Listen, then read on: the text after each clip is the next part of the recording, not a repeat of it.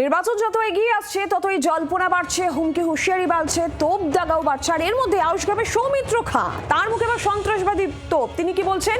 Trinamool block সভাপতি শেখ আব্দুল লালনকে সন্ত্রাসবাদী বলছেন। লালন মানে বাউল শিল্পী জানতাম, এখানে লালন একজন সন্ত্রাসবাদী। বিজেপির পরিবর্তন যাত্রা শেষে এই তোপ দাগলেন বিষ্ণুপুরের বিজেপির সাংসদ। খুনের মামলায় জেলে ঢোকানোর হুঁশিয়ারিও দিলেন। অন্যদিকে সৌমিত্র খাঁ একজন ভাড়া করা নেতা, জঙ্গলমহল চেনেন না, পাল্টা তোপ দাগলেন শেখ লালনও। যে কয়েকজন লড়াই করে ক্রমাগত লালন তো শুনতাম একসময় বাউল শিল্পী, এই লালন আমার সন্ত্রাসকারী শুনছি, তাই তো? আর আমি লালন তোমায় কথা দিচ্ছি, যেখানে সন্ত্রাসী হবে এমন মার্ডার কেসে তুমি ফাঁসবে, তোমাকে আমরা 24 বছর জেলে রেখে দেওয়ার ক্ষমতা রাখবো, এটা তোমাকে বলে রাখি।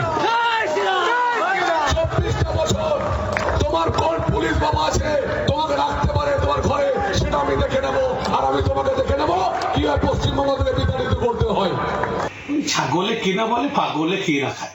তো এই যে কে কি বললো না বলে, এতে আমার মামাটি মানুষের সরকারে কোনো কিছু যায় আসে না।